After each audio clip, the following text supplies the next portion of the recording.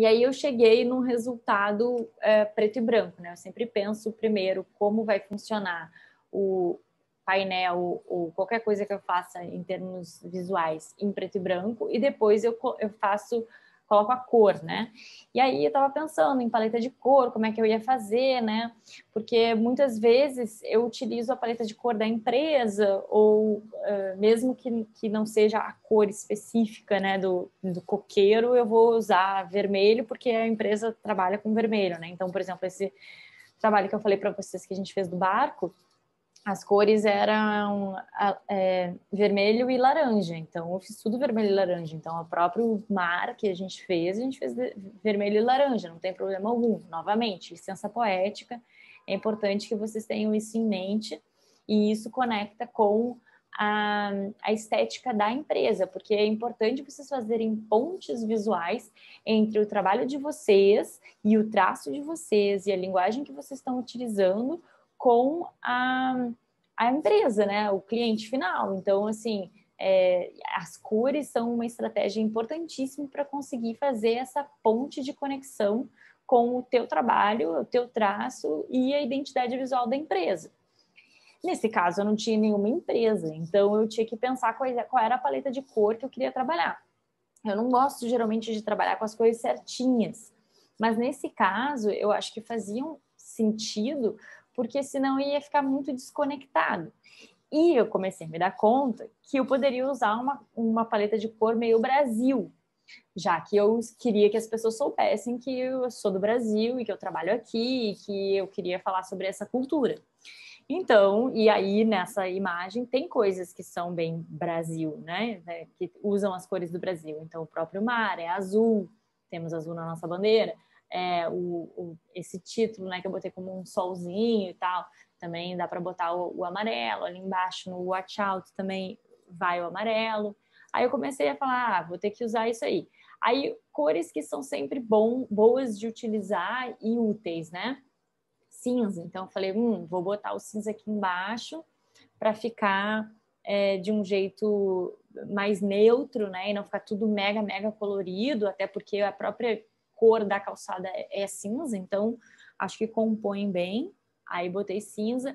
A cor da areia, eu coloquei esse amarelinho mais clarinho, então ele também tá como se fosse o cinza, no sentido de não ser uma cor que chama muito atenção, ela compõe a paleta, mas ela não é, assim, a coisa mais importante.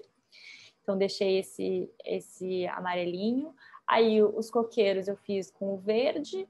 Além disso, botei também no coco, né? O próprio verde. Isso também tem na nossa bandeira, então fazia sentido. Botei também um marronzinho só um pouquinho mais escuro, né? Na coisa do coqueiro, porque não ia botar nem amarelo no tronco e nem azul, então botei realmente a cor que é. Mas também nesse sentido de... Vocês veem que as cores que são complementares, elas são todas em tons mais pastéis.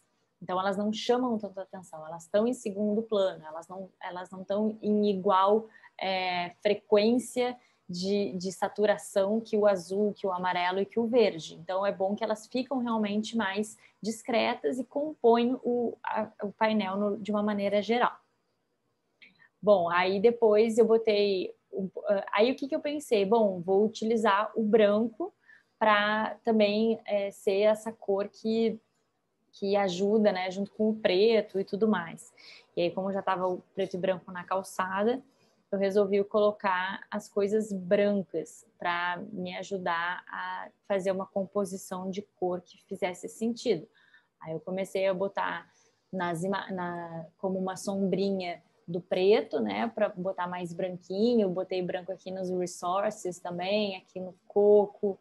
Aí o problems eu realmente botei amarelo e aí encaixei um vermelhinho, mas que é um vermelho que não chama tanta atenção e que ele tá só num ponto específico, e que se eu não botasse o vermelho teria que ser um laranja, então eu acabei indo pro vermelho mesmo. E aí problema, geralmente as pessoas conectam com vermelho, par e tal, então achei que fez sentido essa cor estar aí nesse momento, né, e não o laranja, por exemplo.